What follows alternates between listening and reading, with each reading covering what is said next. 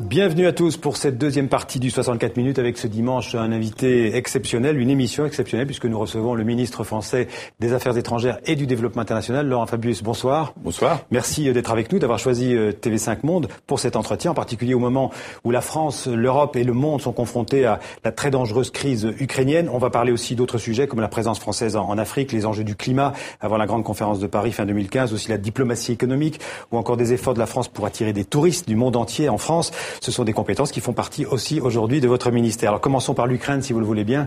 Vendredi, le Premier ministre ukrainien Arseniy Yatsenyuk accusait la Russie de vouloir lancer une troisième guerre mondiale. On en est vraiment là, Laurent Fabius? La situation est très inquiétante. Et c'est vrai que lorsqu'il y a des populations qui sont chauffées à blanc et des incidents qui se multiplient, il peut toujours y avoir un dérapage aux conséquences incalculables. Ouais. Dans cette situation-là, je pense qu'il faut que la France et l'Europe, et plus largement, nous poursuivions trois objectifs. Premièrement, la désescalade. Il n'est pas question d'aller faire la guerre à la Russie, ça n'a pas de sens. Donc, il faut que, et je profite de votre antenne pour le faire, lancer un appel à la désescalade, et en particulier du côté russe et du côté des pro-russes. Deuxièmement, il faut préparer l'élection présidentielle du 25 mai. Les Russes eux-mêmes disent « mais le gouvernement ukrainien n'a pas de légitimité, etc. » Nous pensons qu'il a de légitimité, mais il faut, quand on est dans une crise comme celle-là, qu'on arrive à avoir une nouvelle autorité, d'où l'élection présidentielle. Et troisièmement, il faut qu'on prépare une nouvelle constitution. Le gouvernement ukrainien y est prêt. Donc, désescalade, élection présidentielle, nouvelle constitution. Voilà le chemin de la raison. Désescalade, ça ne veut pas dire baisser la garde, ça veut dire que les sanctions que l'Union européenne et que la communauté internationale, les Occidentaux, pour faire bref, préparent, sont toujours nécessaires. Oui. Il y a, au moment où vous m'interrogez, nous sommes dimanche.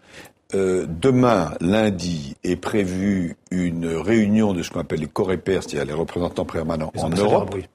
Et il y aura la préparation d'un nouveau train de sanctions. Les Américains, pour leur part, devraient rendre public un train de sanctions. Et si les choses s'aggravaient encore, il peut y avoir un troisième stade. Un mot sur ces sanctions. Est-ce que les sanctions, qui sont pour l'instant essentiellement d'ordre économique, vont suffire à faire, sinon plier Vladimir Poutine, en tout cas le faire réfléchir? C'est l'objectif.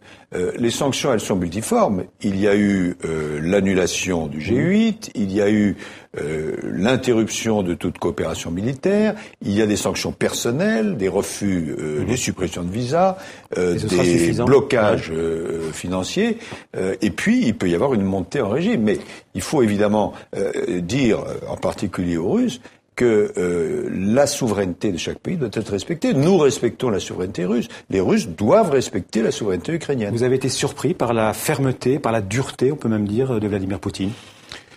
Surpris, non, parce que à la place où je suis, il faut en général envisager toutes les hypothèses. Mais, je répète, appel à la désescalade. C'est la seule voie raisonnable. Et pour parler du gouvernement ukrainien, est-ce que vous trouvez que la manière dont les autorités de Kiev gèrent la crise est satisfaisante? C'est très difficile pour ces autorités, d'abord parce que le Parlement est composite, le gouvernement aussi, mais je trouve que le Premier ministre, M. Yatsenyuk, fait preuve, en général, d'une vraie maîtrise dans une situation épouvantablement difficile, parce qu'il y a la menace russe, il y a les difficultés internes, les contradictions dans son propre pays, il y a la difficulté économique.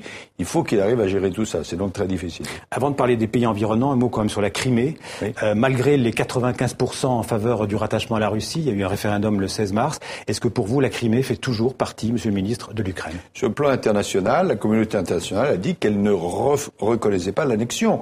Parce que, comprenez bien que si on accepte l'idée que une région, parce qu'il y a une minorité dans cette région, peut organiser un référendum pour être annexée par un autre pays, contrairement aux souhaits de pays auxquels elle appartient, c'est-à-dire qu'il n'y a plus de frontières internationales, il n'y a plus de droit international.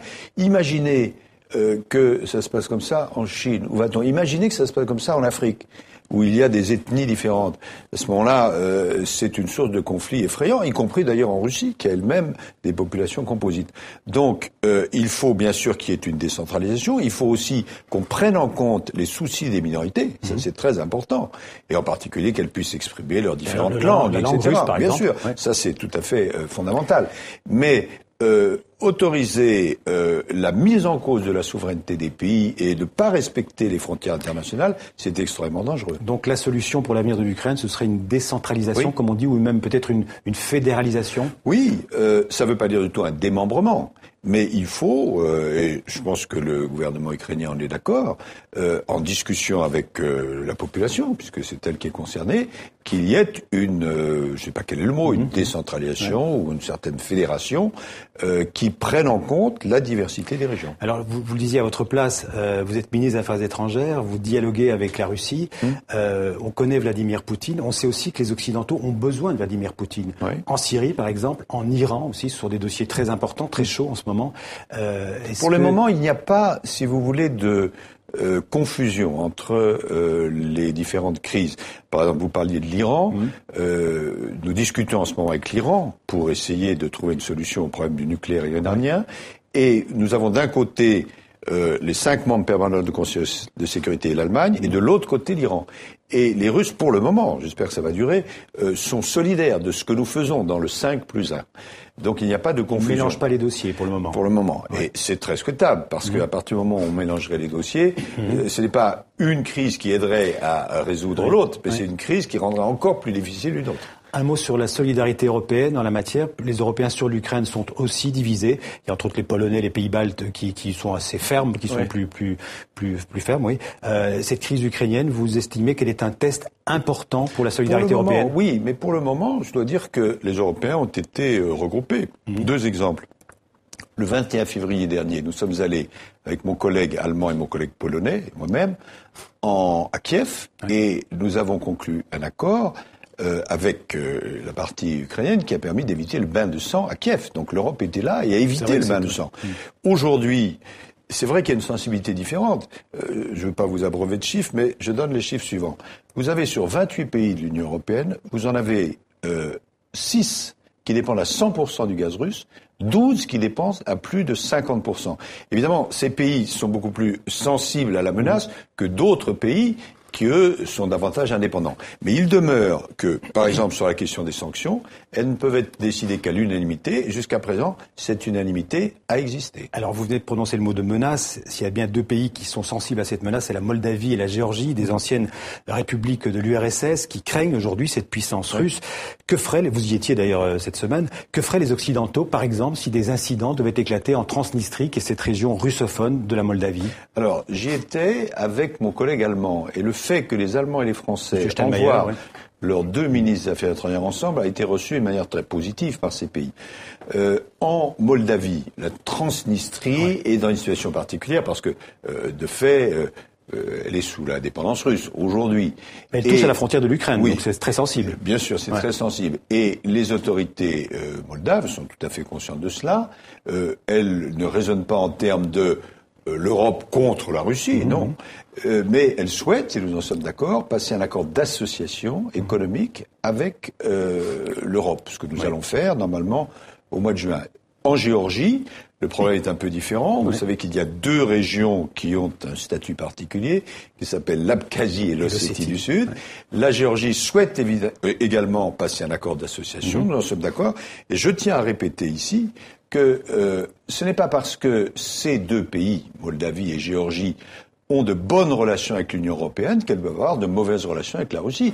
La géographie est là, et on peut très bien avoir de bonnes relations avec les 2, c'est ce que nous souhaitons. Vous parlez d'association avec l'Union européenne, donc il ne s'agit pas d'intégration? Non, il s'agit d'association, d'un accord économique d'association qui est positif pour ces régions, parce que ça leur permet, en Moldavie, à partir de lundi, là nous sommes dimanche, il n'y aura plus de visa demandé pour des séjours courts des Moldaves en Union européenne. Vous n'avez pas tout à fait répondu à ma question sur les réactions que l'Occident, que l'Europe aurait si jamais des incidents devaient éclater en Transnistrie. Écoutez, pas nous n'en sommes pas là, oui, parce que... Il y a énormément de russophones dans cette région. Oui, bien sûr. En tout cas, c'est pas souhaitable. Oui. Et si cela devait exister, cela signifierait que de la part des Russes, c'est pas simplement un problème vis-à-vis de l'Ukraine, la Crimée, mais c'est une volonté générale d'étendre leur souveraineté, ce qui évidemment poserait des problèmes considérables. Est-ce que la Moldavie, la Géorgie ont leur place dans l'OTAN ? Elles ne le demandent pas. Donc, a priori, des accords de défense suffiraient, des accords de partenariat avec l'OTAN ? Si vous voulez, l'OTAN, il faut faire très attention à cela. Il existe dans le traité concernant l'OTAN un article, qui est l'article 5, qui dit que si un élément d'un pays faisant partie de l'OTAN est attaqué, tous les autres doivent se porter à son secours. Et il ne faut pas entrer dans un système où les Russes se sentiraient eux-mêmes menacés. Donc, pour le moment, c'est la position de l'Allemagne, c'est la position de la France et de beaucoup d'autres. Nous sommes pour un maintien de l'existence. Quand vous étiez en Géorgie, vous avez évoqué un futur voyage du président français François Hollande. Est-ce que vous avez la date de ce voyage ? Il arrive dans très très peu de jours, c'est au début mai. Oui. Alors une question, si vous voulez bien, sur la Syrie, pour évoquer l'accueil des réfugiés syriens en France. Il y a 3 millions de réfugiés syriens qui ont été chassés de leur pays par la guerre. Il y en a 159 qui sont à Saint-Ouen, c'est dans la banlieue parisienne, tout près de Paris, et ils ne parviennent pas à être pris en charge. Ils ne sont pas pris en charge. Le maire a versé, je crois, 1200 €. Et le maire de Saint-Ouen fait appel à l'État français et au ministère des Affaires étrangères pour venir en aide à ces réfugiés. Qu'est-ce que vous pouvez faire ? C'est une situation qu'on va essayer bien sûr de démêler. Il y a dans la situation épouvantable de la Syrie beaucoup de Syriens qui sont partis à l'étranger, on le comprend. La France a pris sa part d'une manière officielle, c'est-à-dire qu'il y a des Syriens qui font des demandes de pouvoir bénéficier du droit d'asile et qui sont accueillis en France. Ceux-là, évidemment, ne sont pas passés par ces filières et donc ils se retrouvent hors tout. Mais il faut trouver une solution humaine. Et donc, le ministère de l'Intérieur, d'une part, le ministère des Affaires étrangères, vous allez intervenir pour s'en occuper, bien sûr. Alors, une question aussi sur les ex-otages français en Syrie. Focus, qui est un hebdomadaire allemand, a affirmé hier, je crois, que la France avait versé une rançon de 18 millions de dollars en échange de la libération. C'est vrai ou c'est faux ? C'est faux. C'est faux. Je confirme que c'est faux. Le président de la République, moi-même, avons eu l'occasion de dire que l'État français n'a versé aucun argent. Et donc, c'est une information qui est sans aucun fondement. Donc, officiellement, la France ne verse pas, ne paye pas de rançon. Mais c'est sans fondement. Je vais poser ma question autrement. Si la France n'a pas payé de rançon, directement, ça ne veut pas dire qu'une rançon n'a pas été payée. Non, mais je m'engage pour l'État français, bien sûr. Alors, il y a des discussions, parce que les otages qui sont libérés ne sont pas libérés comme ça, par hasard. Il y a des discussions. Les services, en particulier, ont joué un rôle considérable. Mais par rapport à l'affirmation qui existe dans ce journal, si j'ai bien compris, disant l'État français aurait versé... Oui, via les services secrets turcs, c'est ce que dit ce journal. La réponse est non. La réponse est non. Encore un mot à propos d'otages. Est-ce que vous avez des nouvelles du dernier otage français, Serge Lazarevitch, qui est quelque part détenu au Sahel ? Vous savez, cette question des otages est une question toujours très délicate et moi j'ai toujours fait preuve d'une immense discrétion là-dessus parce que le seul résultat qui est à rechercher c'est l'efficacité. L'efficacité demande de la discrétion. Mais pour M. Lazarevitch comme pour les autres, il y a une règle que nous respectons. La France n'abandonne personne, jamais. Et cela vaut aussi, bien sûr, pour M. Lazarevitch. Alors, on est en Afrique, on va y rester. La France, Monsieur le Ministre, est intervenue militairement ces derniers mois au Mali et en Centrafrique. D'abord, concernant le Mali, on peut dire que l'opération, sur un plan militaire, a été un succès. Politiquement, rien n'est vraiment réglé, en particulier dans le nord du pays, avec les Touaregs. Est-ce que le gouvernement malien n'a pas perdu beaucoup de temps pour régler cette question ? Alors, militairement, vous avez raison, c'était un succès et il faut rendre hommage aux soldats français, aux soldats africains aussi, qui sont intervenus. Sur le plan démocratique aussi, puisque un président a été élu, parfaitement légitime, Monsieur Ibrahim Keïta, une assemblée nationale a été mise en place. Mais il est tout à fait exact que si l'on veut éviter la répétition de ce qui était passé avant, il faut qu'il y ait une discussion entre le gouvernement et la diversité des populations du Nord. Le président malien le sait parfaitement et nous lui faisons confiance pour que ces discussions soient engagées. C'est absolument indispensable. Vous avez déjà en partie répondu à la question suivante, c'est que vous n'êtes pas déçu par l'attitude politique du président Keïta? Non, je sais que ça prend du temps et évidemment nous pouvons dans notre fauteuil dire il faudrait faire ceci, faire cela. Mais le président s'est engagé à ce que cette discussion ait lieu. Je l'ai rencontré récemment, ainsi que le président français. Il y est décidé et j'espère bien. Des choses ont déjà été faites d'ailleurs, mais il faut qu'ils arrivent à un résultat. On sait qu'il n'y a pas de solution à long terme au Mali, s'il n'y a pas de solution non plus pour la question Touareg. Bien sûr. Alors à la Centrafrique, les violences continuent entre chrétiens et musulmans. Il y a des soldats français qui ont dû riposter jeudi soir d'ailleurs dans un quartier musulman de Bangui. 7 assaillants ont été tués par l'armée française. Dans ce contexte, Monsieur le Ministre, est-ce que l'armée française restera encore longtemps en Centrafrique? Alors en Centrafrique, il y a à la fois des mauvaises et des bonnes nouvelles. Commençons par les bonnes nouvelles. L'Europe a accepté d'envoyer un certain nombre de soutiens militaires et d'autre part, les Nations Unies... Très timidement et très lentement. Oui, peut-être, mais c'est mieux que rien. Et l'ONU a accepté, à la demande de la France et de la Centrafrique notamment, de décider ce qu'on appelle une opération de maintien de la paix. Et il va y avoir à peu près 12 000 militaires qui vont être sur place au mois de septembre. Et c'est indispensable parce qu'il n'y a pas de sécurité. S'il n'y a pas de sécurité, rien n'est possible. Bon, ça, ce sont les nouvelles positives. Ça n'exclut pas les troupes françaises. En revanche, la situation reste très difficile parce qu'on a évité ce qu'il faudra appeler quasiment un génocide. Mais les tensions restent très fortes entre, d'un côté, les chrétiens et de l'autre les musulmans, puis d'autres aspects s'y mêlent. Les troupes, qu'elles soient françaises ou africaines, jouent un rôle important pour essayer de séparer les combattants ou les belligérants, mais ça reste très très difficile et puis il y a un problème humanitaire considérable. Et la présidente, Madame Samba Panza, fait face à tout cela avec beaucoup de courage. Ce sera long, ce sera compliqué, mais il faut bien comprendre que s'il n'y avait pas cette sécurisation, ce sont des dizaines et des dizaines de milliers de vies qui risquent d'être menacées. Mais là aussi, la solution politique reste à venir. Mais bien sûr. Oui. Vous savez, d'une manière générale, il y a toujours 3 côtés au triangle. 1, la sécurité. 2, la démocratie. 3, le développement. Si vous n'avez pas la sécurité, vous ne pouvez pas avoir la démocratie. Si vous n'avez pas la démocratie, vous n'aurez pas durablement la sécurité et le développement. Et la position de la France, c'est d'essayer de favoriser ces 3 côtés du triangle. Alors on parlait de la solidarité européenne en la matière, en Centrafrique.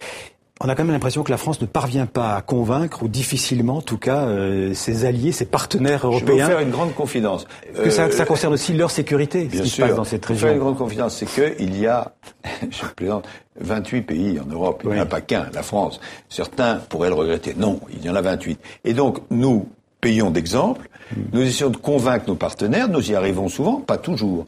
Mais c'est tout à fait exact que c'est pas simplement l'Afrique qui est en jeu, c'est nous-mêmes. Quand on parle, vous le faisiez à l'instant, du Mali, c'est pas loin. La Centrafrique non plus. La Libye, c'est pas loin. La Tunisie, c'est pas loin. À chaque fois, ce sont des situations différentes. Mais je dis parfois à mes collègues, c'est une boutade, et encore, si vous n'agissez pas par solidarité, agissez au moins par égoïsme. Parce que de toutes les manières, vous êtes concernés. Et nous, les Français, nous disons l'Afrique, c'est à nos côtés, ce sont nos partenaires. Et nous devons vous aider à vous aider. Et ça, comment à l'entendre, ce message?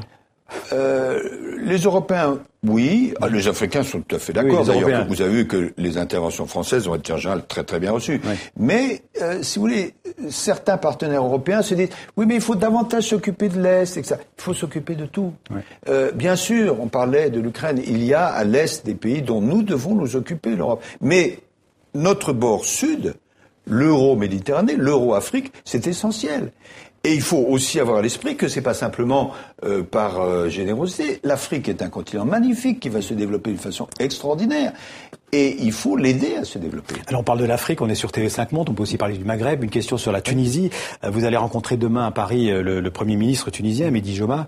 Est-ce que vous trouvez que la façon dont la Tunisie est en train de régler, je dirais, son printemps arabe le fait de manière positive? Oui, la réponse est oui. Je me trouvais toujours avec mon collègue allemand avant-hier en Tunisie, et le message que nous avons passé, c'est confiance et mobilisation. Confiance parce que la Tunisie a fait un grand chemin, il lui reste encore à décider sa loi électorale et à voter, mais pour le reste, la Constitution est à bien des égards exemplaire, et il y a quand même une pacification. Il faut bien sûr que sur le plan économique, sur le plan sécuritaire, il y ait encore des progrès, mais confiance et mobilisation de la France et de l'Europe aux côtés de nos amis tunisiens. Nous étions donc la semaine dernière là-bas. Le Premier ministre tunisien sera lundi et mardi à Paris. Il sera également ensuite reçu en Allemagne. Nous comptons énormément sur nos amis tunisiens. Nous sommes à leur côté. Et d'ailleurs, là c'est plutôt anecdotique, mais pour encourager les choses, j'ai dit, et je le ferai, que je passerai une partie de mes vacances en Tunisie. Je pense qu'il faut aussi montrer l'exemple. Et en plus, c'est un exemple agréable. À côté de la Tunisie, il y a l'Algérie. Qu'est-ce que vous pensez de la réélection pour un 4e mandat d'Abdelaziz Bouteflika? Écoutez, les populations s'est prononcée, j'ai pas de commentaire particulier à faire, mais là aussi, et la France, bon, bien sûr, elle est très très proche de l'Algérie, mais c'est aux Algériens à décider leurs affaires. Je note notamment un élément très positif. Vous parliez tout à l'heure du Mali, on parlait à l'instant de la Libye. Dans toutes ces situations difficiles, l'Algérie a joué un rôle très positif en matière de sécurité. De coopération sécuritaire. Ah oui, vraiment, je tiens à rendre hommage à ce qui a été fait par les autorités algériennes, parce que sans eux, il aurait été très très difficile d'agir. Je reviens un instant sur la Tunisie pour signaler que Mehdi Joma, le Premier ministre tunisien, sera l'invité demain du Grand Angle du 64 minutes. C'est un homme très bien. Il fallait le dire. Alors, vous évoquez aussi souvent, Laurent Fabius, le concept de diplomatie économique. C'est un concept auquel vous êtes attaché. Vous êtes aussi ministre du Commerce extérieur. C'est aussi une nouveauté, une première en France. Vous êtes, on peut dire, le ministre de la diplomatie globale. Oui, exactement. Je crois qu'on ne peut pas séparer, si vous voulez, la diplomatie stratégique, la diplomatie éducative et culturelle et la diplomatie économique. Les ambassadeurs qui sont les représentants de la France traitent l'ensemble des sujets. Donc vous voulez associer le réseau, en fait, l'important réseau diplomatique français à l'économique? Le réseau français est le 3e du monde en matière diplomatique. Mais ce réseau, il doit aider nos entreprises à être plus présentes à l'étranger. On a un problème de commerce extérieur. Il doit aider davantage les touristes à venir en France. Il doit aider sur le plan éducatif, sur le plan culturel, sur le plan sportif aussi. Donc la diplomatie, le mot est exactement celui-là, est désormais une action globale. Mais c'est le rôle des diplomates de faire d'essayer de décrocher des contrats, bien sûr. Et ça ne diminue en rien leur influence. Au contraire. La France, c'est une grande puissance diplomatique. Mais si nous devions être affaiblis durablement sur le plan économique, un beau matin, on dirait d'accord, vous êtes membre permanent du Conseil de sécurité, mais qu'est-ce que vous pesez? Donc il faut à la fois s'occuper de diplomatie stratégique, d'éducation, de culture, de recherche, et d'économie, et de sport, et du reste. Est-ce qu'au final, ce ne sont pas les intérêts économiques qui vont dicter leurs lois à la diplomatie? Non, tout ça converge. Lorsque je me rends, comme je le ferai bientôt, en Chine, ou aux États-Unis, la semaine prochaine, je parle avec mes collègues, ou avec mon collègue qui me reçoit, ou avec les présidents, de quoi? Évidemment, de la stratégie. Mais je parle aussi, j'essaie de faire progresser les intérêts économiques de nos entreprises. C'est bon pour ceux qui travaillent en France. Je parle de culture, implanter un lycée français, développer une présence culturelle. Bon, et aussi des droits de l'homme.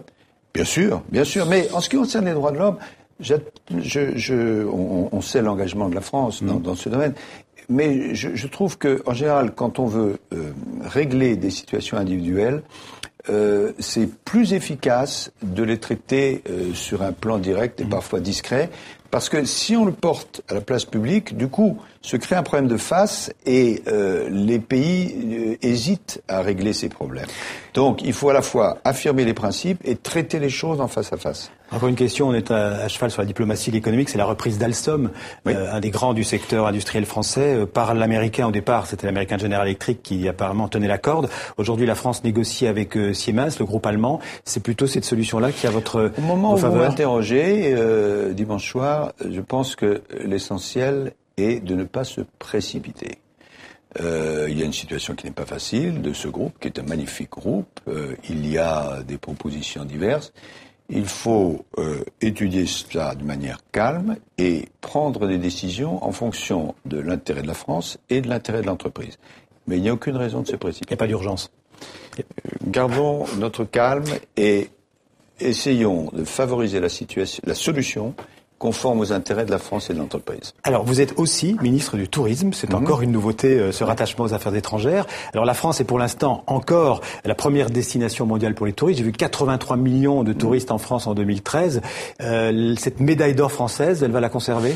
Oui, mais je mettrai un petit bémol. Nous sommes en nombre de touristes les premiers, mais en ressources apportées par les touristes, seulement troisième. Ça veut dire qu'ils dépensent moins en France. Ça veut dire qu'ils restent moins longtemps et qu'ils dépensent moins.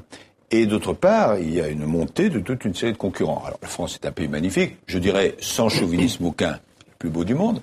Mais il faut faire des choses, prendre des décisions pour que la filière économique touristique se développe encore. 3 chiffres. En 1950, il y avait 25 millions de touristes internationaux dans le monde. Aujourd'hui, il y en a 1 milliard. Globalement. En 2030, il y en aura 2 milliards. Il faut donc que la France, vous avez dit 83 millions, mais il faut passer à 100 millions, 120 millions, 150 millions. Et tout ça s'organise. En commençant, bien sûr, il y a les touristes français, il faut s'occuper d'eux. Mais pour les touristes étrangers, ça commence par les visas, ça continue par les avions ou les trains. L'aéroport, demain matin à, je sais pas quelle heure, 5h30, 6h, je serai avec toute une série d'autorités à Roissy, parce que le premier accueil, c'est Roissy. Il faut que ce soit efficace, il faut que ce soit aimable. Ensuite, les taxis, les moyens de transport, les hôtels, la formation, etc., les commerces. Et c'est cette filière-là... Les commerces ouverts le dimanche aussi, si nécessaire. Non, pas en général, mais dans les zones touristiques, j'ai pris l'exemple, il a été commenté, les Galeries Lafayette. Vous connaissez les Galeries Lafayette. Je vois l'autre jour le président des Galeries Lafayette, qui me dit, écoutez, là, en ce moment, j'ai pas l'autorisation d'ouvrir le dimanche. Si j'ai cette autorisation, immédiatement, je recrute 600 emplois, je les paye double et uniquement sur la base du volontariat. Il faut discuter, quand on vous dit ça, il faut discuter. Et donc, le projet, c'est d'organiser vraiment une filière économique. Aujourd'hui, c'est autant d'emplois que l'automobile. Pour que c'est 2 millions d'emplois. Oui, c'est considérable. Pour que partout dans le monde, les gens se disent, il faut aller en France, on va être bien accueillis. Allez, il nous reste très peu de temps, 30 secondes pour parler du climat. La France va accueillir cette conférence mondiale en fin 2015. Oui. Il y a urgence, vraiment, il y a urgence. C'est ça, un des objectifs de cette conférence, c'est de faire bouger les choses. Oui, c'est une conférence, on va avoir beaucoup l'occasion d'en reparler, qui est fondamentale, en décembre 2015. Vous avez vu que les scientifiques nous disent que c'est pas 2 degrés d'augmentation de la chaleur qui risque de se produire, mais 4 ou 5, avec des conséquences apocalyptiques. Donc, va se réunir l'année prochaine à Paris une grande conférence pour essayer de trouver un accord global et différencié. La France a l'honneur de la présider, moi-même en l'occurrence, et donc il faut préparer la diplomatie pour qu'on arrive à un résultat positif. Merci Laurent Fabius d'avoir répondu aussi rapidement à toutes ces questions, Merci à cet éventail de l'actualité. Merci en tout cas.